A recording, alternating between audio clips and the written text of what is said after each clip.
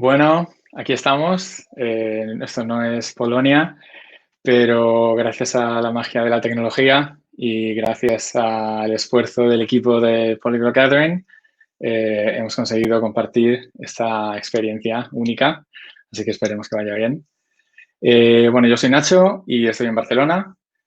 Tú estás en otro sitio, pero podemos intentar que esta interacción sea un poco más íntima, como si estuviéramos en la misma habitación. Y esto lo puedes hacer aprovechando para ponerte los audífonos o los auriculares si no los tienes puestos.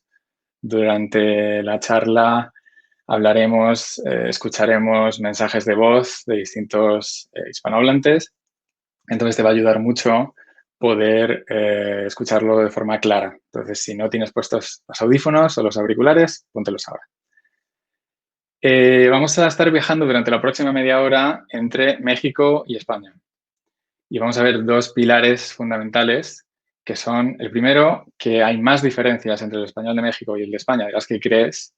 Y el segundo es que hay menos diferencias de las que crees entre ambos tipos de español. Esto puede parecer un poco contradictorio, pero lo vamos a ver con más detalle. Entonces, el primer concepto es que el español de México y el español de España, estos son ideas que realmente no existen. Son conceptos ficticios, exageraciones que hacemos porque puede ser útil, pero realmente lo que hay no es un único español, sino una diversidad compartida por millones de hispanohablantes. Hay más de 500 millones de hispanohablantes y en cada región se utiliza un vocabulario, hay un acento distinto, hay expresiones distintas y, en definitiva, formas de ver la vida distintas, ¿no? En este ejemplo, el mapa tiene diferentes colores, representa lo que podría ser distintos acentos en cada región, ¿no? En España y en México. Entonces, vamos a verlo con un poco más de detalle. Durante esta charla vamos a explorar esta diversidad y lo vamos a hacer a través de una de las interacciones más comunes cuando vas a un país extranjero o a cualquier otra región, que es cómo pedir una cerveza, ¿vale? Entonces, veremos cómo distintos nativos en distintos países, distintas regiones, piden una cerveza. Vamos a empezar con Gloria de Morelos y esperemos que puedas escuchar esto. En lugares formales probablemente diría, ¿lo molesto con una cerveza, por favor? En un sitio un poco más casual diría, ¿te encargo una cerveza, por favor? O simplemente, ¿te encargo una cerveza? Esto es como lo pediría Gloria. Ahora vamos a escuchar a Lorena de Málaga. Pues si es un sitio que me parece más formal, la suelo pedir por favor y digo, ¿me pones una cerveza, por favor, cuando puedas? Suelo añadir ese cuando puedas. Si es un sitio que me parece más informal e incluso conozco al camarero, le digo, oye, ponme una caña. ¿Vale? Estas son las opciones. Vamos a escuchar algunas más. Vamos a escuchar a Marisa de Morelos, a ver cómo pide ella una cerveza. Si pidiera una cerveza en un lugar formal, creo que diría, le encargo una cerveza, por favor. Y si estuviera en un lugar un poquito más informal, simplemente diría, ¿me podrías traer una cerveza, por favor? Tal vez diría porfa en un lugar más informal. Y por último, para terminar esta ronda, vamos a escuchar a Elsa de Barcelona. Pues en Barcelona, en España, cuando quiero pedir una cerveza en un bar, si estoy yo sola y no conozco mucho al camarero, normalmente hablo un poco menos y soy más directa. Digo, pues para mí una caña, por favor, me pones una caña, por favor. Y si conozco más al camarero, entonces como que me apetece hablar un poquito más o ser más amable y digo, ¿me pondrías o me puedes poner una caña, por favor? Bueno, como ves, hay una diversidad, hay cosas que se repiten, cosas que son únicas a cada región. Por ejemplo, en España nunca diríamos lo molesto con una cerveza, ¿no? No es una molestia.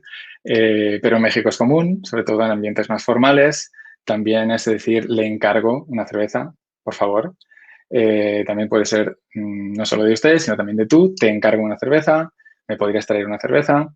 Entonces, en común, desde luego, tenemos dos cosas, ¿no? Utilizar el por favor o el porfa al final y en vez de hacer peticiones directas, es muy común hacer preguntas, ¿no? Entonces, en vez de decir, tráeme una cerveza, lo utilizamos el condicional, hacemos una pregunta y decimos, ¿me podrías traer una cerveza? Esto es común, yo creo, a todo el mundo hispanohablante, tanto en México como en España. La diferencia en España es que solemos utilizar el verbo poner y esto no es tan común en Latinoamérica. Decimos me pones, me pondrías, me puedes poner una cerveza o una caña. En España son sinónimos. Cerveza y caña son conceptos sinónimos. Y también utilizamos, no solo en España, también en México y en otros países, el imperativo, ¿no? Y decimos, ponme una caña, sobre todo cuando hay confianza, ¿no? Le puedes decir al camarero que te conoce perfectamente, que sabe que no estás siendo descortés, le puedes decir, oye, ponme una caña, por favor, o para mí una cerveza. Vamos a ver más ejemplos. Este es Nacho, pero no soy yo, es otro Nacho de Madrid. Bueno, las diferentes maneras que se pide una cervecita, una birrita, una cañita o derivado son así. Si vas en plan tranquilo con tu mujer, amigos, tranquilotes, es, bueno, por favor, un par de cervezas. Si vas con los amigos y ya llevas unas cuantas rondas de antes y además conoces al camarero, porque vas muchas veces y dices, ¿qué pasa? ¡Otra rondita! Bueno, cada uno tiene su forma de pedir, ¿no? No hace falta que lo pidas así si no te representa, pero en determinados contextos, pues, está muy justificado hablar así al camarero. Vamos a escuchar otro ejemplo. Ah, no. Vamos a ver los diminutivos, ¿no? Este concepto indica complicidad, cariño o cercanía. En este caso, Nacho estaba diciendo una cervecita, una birrita, una cañita, una rondita. Bueno, pues es una opción un poco más para crear esta cercanía entre el receptor y el emisor, ¿no? Es muy común en todo el mundo hispanohablante, no solo en España, y en todos los contextos, no solamente cuando pides una cerveza. Entonces, si vas a pedir, cuando estás hablando con el camarero, yo recomendaría usar o cerveza o caña en España. Y luego, si estás entre amigos, pues tiene más sentido hablar de cañitas, una birra, una birrita. Bueno, veremos más ejemplos más tarde. Por ejemplo, el de Nimu, desde la Ciudad de México. Y un ejemplo para pedir una cerveza sería, quiero, dame o tráeme una chela, una cheve, una chelita, cheluqui, una chevechita, bien elodia, bien muerta, bien fría o así como el corazón de tu ex. Bueno, tan fría como el corazón de tu ex, qué bonita expresión. Entonces vamos a tener en cuenta también que a veces hay diferencias regionales. En este caso le pregunté a Gloria y me dijo que cheve era un concepto una palabra que ella pues realmente no utiliza, que le da risa porque le hace pensar en tías solteronas con gatos. Entonces estoy seguro que en otras regiones de México pues es muy común hablar de utilizar esta palabra. Entonces, depende de lo que oigas y de lo que diga la gente que está en tu entorno, ¿no? Como norma general, en México, cuando vayas a ordenar, en España decimos pedir, utiliza una cerveza. Pero cuando estés con amigos, ahí puede ser más común hablar de chelas, cheves, chelitas y todas estas cosas. Nos lo explica con más detalle Adrián. Cuando estoy planeando una reunión con amigos o de negocios, sí uso las palabras chela y cerveza. Depende si es informal o formal. Por ejemplo, con amigos en un ambiente informal, yo diría algo así como, oye Paco, ¿qué te parece si nos vemos en mi casa el viernes en la tarde y nos echamos unas chelas para celebrar que acabamos el semestre? Perfecto, Adrián, gracias. Esta frase, nos echamos unas chelas, es básicamente igual en España, simplemente que en vez de decir nos echamos unas chelas, decimos nos tomamos unas cañas, ¿no? La idea es la misma, simplemente utilizamos otras palabras. Seguimos con la historia de Adrián. En un ejemplo más de negocios o formal, yo diría algo así como, Adrián, al rato los compañeros de trabajo y yo vamos a reunirnos en el bar de la esquina para tomar un par de cervezas. ¿Te gustaría acompañarnos? Pues esto es un par de cervezas. En un ambiente más ya estando en el bar, casi nunca uso la palabra chela. Digo cerveza o pido la variante que puede ser chelada o michelada o simplemente uso directo la marca de la cerveza. Aquí unos ejemplos. Oye, tráeme una cerveza, por favor. Quiero una michelada en tarro, de favor. Voy a tomar una 2X Lager. En botella está bien. Bueno, pues estas son las opciones que nos propone Adrián. Para que lo entiendas, una chelada es una cerveza que tiene jugo de limón y sal. Y una michelada es una chelada que además tiene otro tipo de salsas, como puede ser la salsa Tabasco, Valentina o dependiendo de lo que le guste añadir al barman. En España tenemos una versión un poco más pobre de la chelada, vale. También quiero que tengas en cuenta que Adrián había dicho un tarro, ¿no? En tarro, michelada en tarro. Y en España solemos decir en jarra. Es el mismo concepto, distinta palabra. Bueno, en España tenemos una versión un poco más pobre de la chelada y nos la cuenta Víctor de Gran Canaria. Bueno, pues yo cuando salgo con mis amigos, con mi gente, nos solemos pedir cerveza, decimos al camarero, oye, ponme una cervecita, porfa. Y bueno, suele ser una tropical, que es la cerveza que se hace aquí, típica de Canarias, o una con limón también, gusta mucho por aquí, que hace calorcito. Bueno, como verás, Víctor no habla igual que Nacho de Madrid o Elsa de Barcelona. Cada región tiene su propio acento.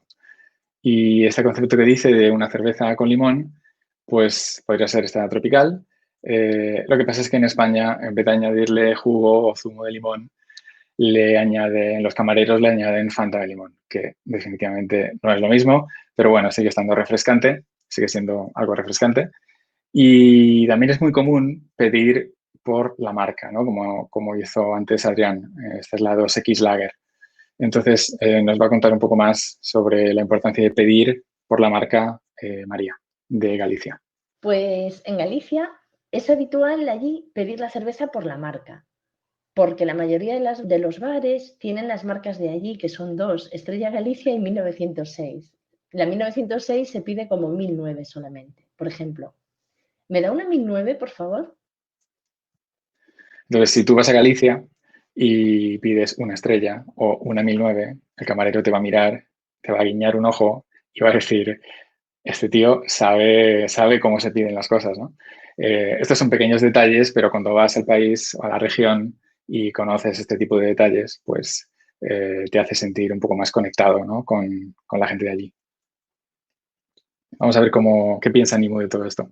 Quiero, dame o tráeme una cerveza 2X Lager, 2X Ámbar, una negra modelo especial, una Victoria, una Heineken Cero, una Montejo, una León, una cerveza Ladrón. Es muy importante especificar porque si no nos pueden traer de la que a nosotros no nos apetece o no nos gusta.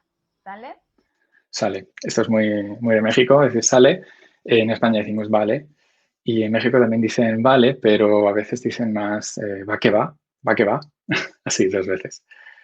De todas las cervezas que ha mencionado Nimu, la Heineken es sin alcohol, ¿no? Cuando dices una cerveza cero, sin alcohol, 0% de alcohol.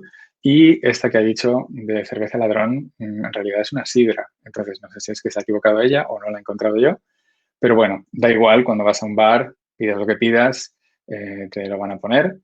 Y también es importante que además de la bebida, pues si tienes suerte también puedes recibir algo de comida.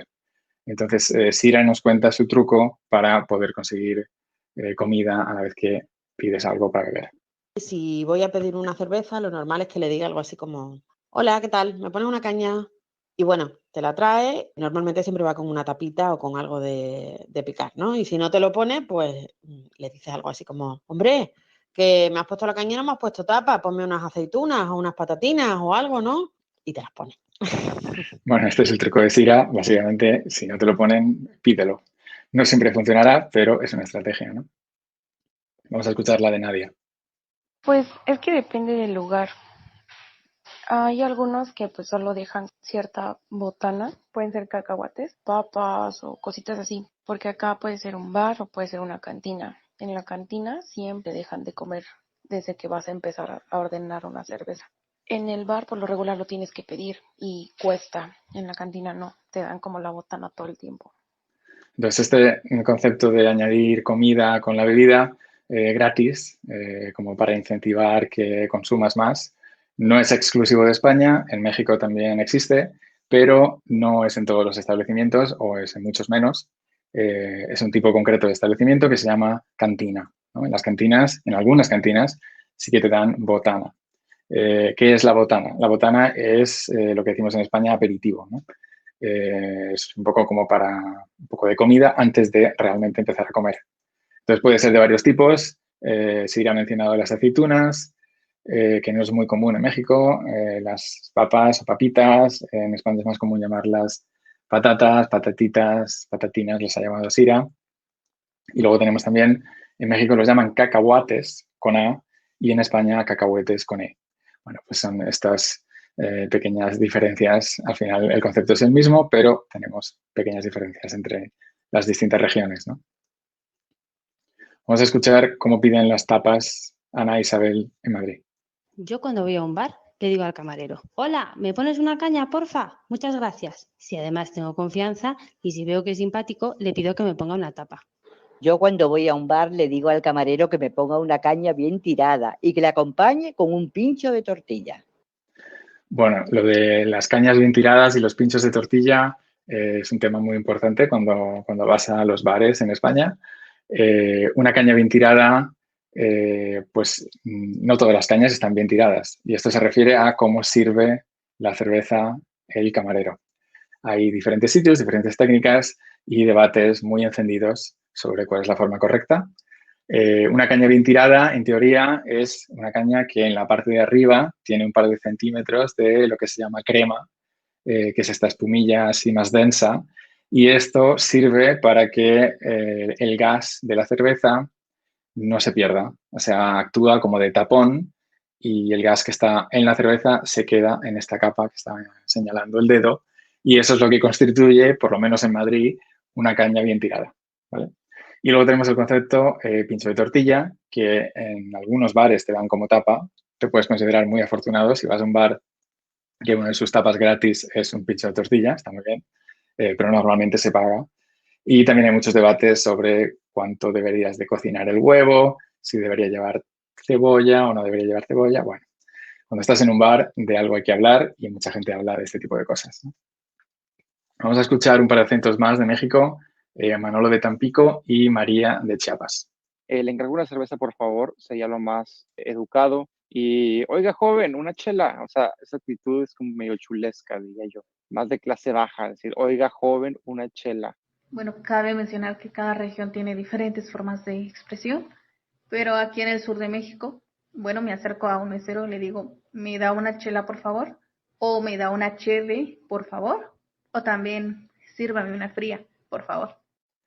Bueno, como dice Manolo, depende de dónde estás. O sea, el objetivo es poder conectar con la persona, sonar autóctono, sonar normal, pero sin ser descortés, ¿no? Entonces, dependiendo del contexto, si no estás muy seguro, pues decir algo como, oiga, joven, aunque uses usted una chela, así puede sonar un poco, como Manolo dice, un poco chulo, ¿no? Una actitud chulesca, como poco cortés. Y también, como dice María, pues depende de cada región, ¿no? En unos sitios es más común o menos común utilizar unas expresiones u otras. Y esto, la mejor forma de descubrirlo es preguntando y cuando vas allí, escuchando. Vamos a escuchar una más. Estefanía, del estado de Guerrero. Sale, pues, quisiera una cerveza, por favor. Yo lo digo generalmente así, normal, pero hay muchas personas en México que dicen, ay, quisiera una chela, dame una chela. Pero me acuerdo una vez que dije, bueno, que estaba en un bar y de repente pues yo estaba como que media borrachita. Y entonces le dije al mesero, ay, écheme otra cerveza. Y nada más así se me ocurrió. Bueno, écheme otra cerveza, pues si no estás acostumbrado a decirlo, pues suena gracioso, ¿no? Pero tampoco tiene nada de connotaciones extrañas ni albures. Vale, pues esta es un poco la conclusión de la charla. Descubrir nuestras diferencias al hablar es lo que nos ayuda a apreciar la cultura de cualquier idioma. En este caso estamos hablando del español. Y suele ser algo que no aparece en los libros de texto, pero es tan importante como ir a museos o leer literatura o sacar muchas fotos, ¿no? Cuando viajamos. Entender cómo hablamos, cuáles son nuestras similitudes, cuáles son nuestras diferencias, qué palabras usar, qué palabras no usar y qué connotación tiene cada una, es una de las partes más importantes para descubrir una cultura.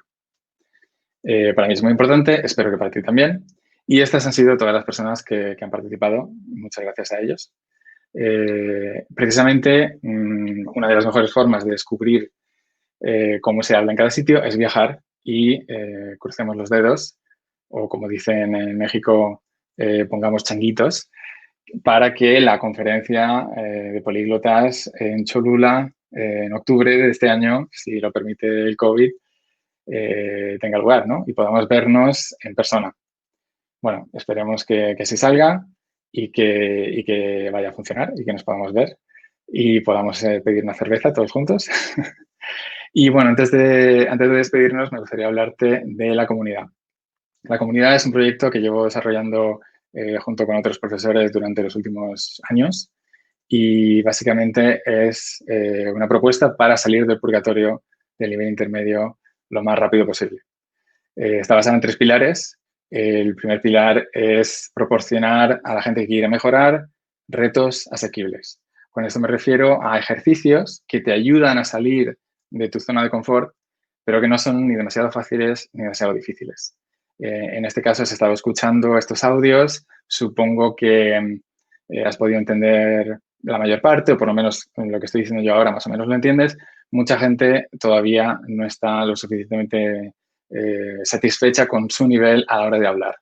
Consumir lo hacemos mucho y es fácil mejorar, pero lo que cuesta a veces es conseguir retos, ejercicios, desafíos que sean difíciles, pero no demasiado. O sea, que te ayuden a expandir tu zona de confort, pero que sean asequibles, ¿no?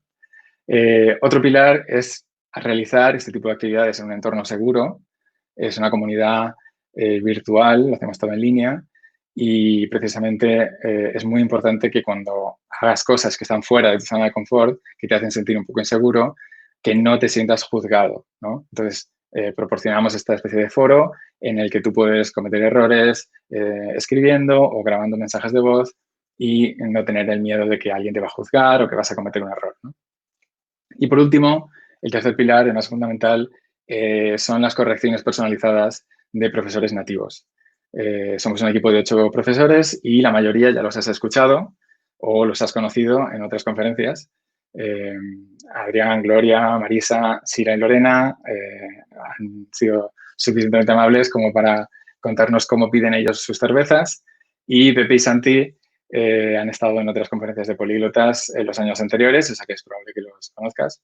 Y esto para mí era un concepto básico cuando empezó la comunidad, porque quería que estuviera lleno de profesores con distintos entornos, ¿no? Cada uno tenemos una forma de ver el aprendizaje de español, la enseñanza de español, y tenemos una perspectiva distinta, y es muy importante que no haya solo profesores de España, solo profesores de México, sino que entre nosotros podamos aprender y descubrir todas estas diferencias.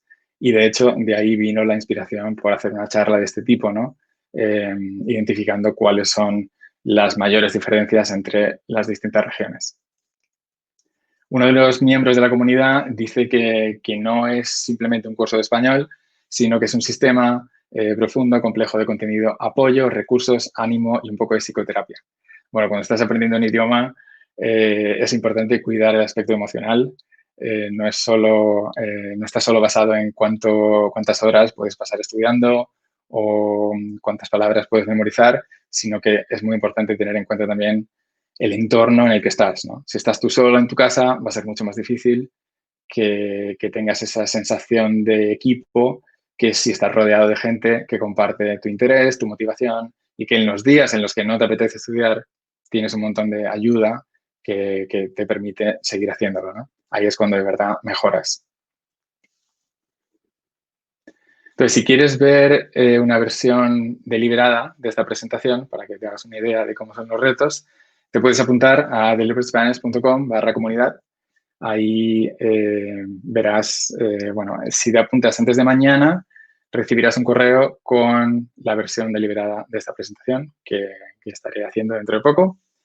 Y nada, cualquier pregunta me puedes contactar por ahí también. Y nada, si hay alguna pregunta, este es el momento. Creo que hay unas cuantas ya por aquí, sí. Vale, entonces voy a ir leyéndolas y luego las respondemos poco a poco. Una pregunta de Patrick que dice: la palabra coger es muy común en España. ¿cómo se logra que un español no la diga en México? Pues yo la verdad es que supongo que para si tú tuvieras que dejar de utilizar una palabra que en tu región es completamente normal, pues hace falta un periodo de adaptación. Pero quiero decir dos cosas. La primera es que es verdad que puede sonar un poco raro en algunos contextos, pero en la mayor parte de los casos esta es una diferencia que está muy exagerada. O sea, a la gente le puede hacer gracia, pero nadie realmente va a entender que tú quieres, que estás indicando el otro significado de coger, ¿no? Y el segundo punto es que tampoco le tengas tanto miedo, porque, por ejemplo, he escuchado alumnos que tienen miedo de utilizar otras palabras, como por ejemplo recoger, que no hay ningún problema en decir recoger algo, porque piensan que como tiene coger, pues no hay que utilizar eso en México, ¿no? Bueno, como hemos visto en estos audios, hay muchas formas de expresarse, no todo el mundo tiene los mismos tabús, entonces es importante que no pienses que hay palabras que son completamente prohibidas, porque no es la realidad. Es más gracioso pensar que sí, pero no es la realidad, ¿no? Pregunta de Chesco, ¿existen regiones de la hispanofonía donde se usa querría en vez de quisiera? Bueno, sí, es cuestión de cómo de cortés quieras ser. En otros contextos no hay realmente una diferencia de cortesía, es más una cuestión de hábitos. Entonces, no te sabría decir si en algún sitio es más o menos común. Yo diría que en casi todo el mundo hispanohablante se utilizan las dos versiones. Quisiese sí que se utiliza casi exclusivamente en España, pero quisiera y querría en ambas, se utiliza en ambas. Otra pregunta de Patrick, ¿cómo aprende un español el doble sentido de las palabras y los albures de los mexicanos? Bueno, en realidad los mexicanos han sido muy buenos en el marketing porque se ha inventado esta palabra, albur, que es como un doble sentido, y están muy orgullosos. Pero yo llevo oyendo albures, lo que pasa es que no sabía que se llamaban así, desde que tengo 5 años. O sea, no sé, rimas con doble sentido y juegos de palabras de este tipo, yo creo que son universales en todas las culturas, pero es verdad que algunas culturas están más o menos orgullosas o enfatizan más o menos este tipo de juegos o lo ven más como una cuestión cultural y otras simplemente pues es parte del entorno, ¿no? Entonces, yo creo que para entender el doble sentido de un albur o de una broma de este tipo, algunas las entenderás por sentido común y otras tendrás que preguntar y te lo contarán. No te costará mucho trabajo. David te pregunta, ¿hay algunos estereotipos en contra de algunas variantes de español? Muy buena pregunta. Yo creo que sí, que en muchas regiones la diversidad dentro de cada país se suele esconder o algunas variantes están más, digamos, menospreciadas. Sobre todo suele ser el español de las ciudades, ¿no? Históricamente hablamos como hablamos por la presión de las clases altas de las ciudades, que fueron los que impusieron, pues, digamos, las estructuras, la forma de hablar, los parámetros de prestigio. Y es súper interesante aprender sobre la cultura y la historia de cómo se ha ido desarrollando el español, ¿no? En concreto, ya que estamos hablando del español. O sea, en Latinoamérica se habla como se habla por cómo se hablaba en Sevilla, cómo se hablaba en Canarias. No es casualidad que en Sevilla, en Canarias, por ejemplo, no se haga distinción entre la S y la C y que en Latinoamérica tampoco se haga, ¿no? La gran mayoría de las personas que iban a Latinoamérica en busca de aventuras y conquista venían de esas regiones. Entonces, es importante entender que había muchísima diversidad y gran parte de esa diversidad se va perdiendo con el tiempo porque unas variantes consiguen establecerse como variantes de prestigio y luego todas las demás empiezan a, o bien, pueden pasar dos cosas, ¿no? Que tu diversidad se convierta en algo identitario y que asocies tu forma de hablar con valores muy importantes para ti, o que con el tiempo pues se deje de hablar de esa forma. Entonces, yo creo que todos los países, en todos los idiomas, tenemos ejemplos de formas de hablar que tienen más o menos prestigio, aunque en un mundo ideal debemos defender, bueno, no en el mundo ideal, pero debemos defender que parte de la riqueza de cualquier idioma está en la diversidad de cómo se expresan los nativos, los hispanohablantes en este caso, pero lo mismo en cualquier otro idioma, ¿no? Gracias por la pregunta, David. Michael pregunta, ¿cuáles son algunos significados y usos del verbo echar? Sí, hay unos cuantos. En este caso creo que no vamos a entrar en este detalle porque para eso están los diccionarios, pero hay muchísimos. De los que hemos utilizado en la charla, quiero que te fijes en que decía, nos echamos unas chelas, ¿no?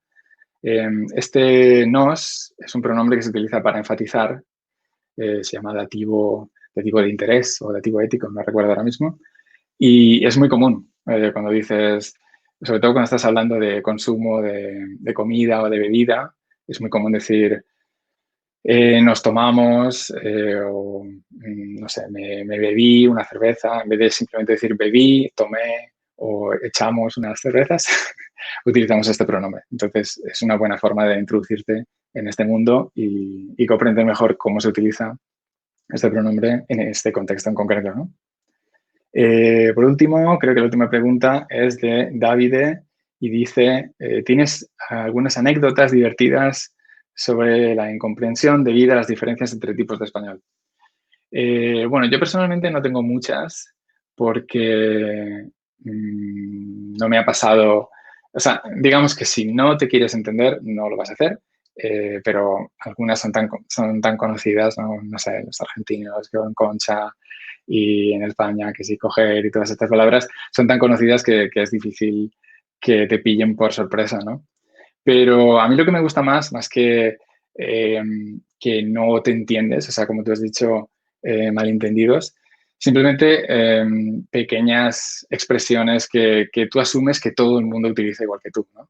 Y luego cuando te pones a explorar la diversidad del idioma, empiezas a descubrir que hay un montón de pequeños detalles que son diferentes, como hemos visto desde un nivel tan básico como los cacahuetes, que me sorprendió muchísimo, a, no sé, lo que decíamos antes de poner changuitos, en España decimos cruzar los dedos, ¿no? Es como para desear que haya buena suerte. Para mí eso es mucho más interesante que estar, no sé, con lo típico de las diferencias del español y tal. Bueno, hay millones de vídeos en YouTube que hablan de estas cosas, ¿no? Otra pregunta de David, ¿los inmigrantes hispanohablantes que llegan a España siguen utilizando sus propias palabras y su acento? Muy buena pregunta. Yo creo que esto pasa en todos lados, ¿no? Vayas de donde vayas. O sea, o sea, si yo fuera a Argentina, que iba a ir, pero el COVID no me lo permitió, yo voy a decir colectivo, no voy a decir autobús, porque sé que se llama colectivo. Y no tendría ningún sentido que yo llegara a Argentina y empezara a decir ellos me han dicho, o sea, no tendría sentido que yo cambiara mi acento, pero sí puedo adaptar mi léxico. Y al revés pasa lo mismo. Si un argentino, un colombiano, un mexicano viene a España, no tiene sentido que dejen de utilizar sus expresiones, pero en algunos casos sí puedes adaptar tu léxico. Puedes aprender que aquí lo llamamos autobús, entonces pues mejor decir autobús que decir camión porque no te van a entender, pero no tiene sentido ni que cambies tu acento, ni que dejes de utilizar tus refranes, ni que dejes de, por ejemplo, tratar a la gente de usted. O sea, si tú te sientes más cómodo tratando a la gente de usted, excepto 2 o 3 personas que se van a ofender porque creen que les añade edad, ¿no? Como que sea, no me trates de usted porque me hace viejo. La mayoría yo creo que aprecian eso y no tendría ningún sentido que, por ejemplo, si yo fuera a Argentina empezara a hablar con vos, a vocear, o que un argentino que viniera aquí empezara a tutear. Pues yo creo que eso forma parte del patrimonio del español y hay que conservarlo. Entonces tiene sentido que gente de distintos países, cuando se cambia de país, mantenga sus tradiciones culturales y eso incluye, por supuesto, su forma de expresarse. Creo que no hay nada más, así que muchísimas gracias a todos por haber asistido. Espero que os haya gustado y nos vemos en la siguiente charla.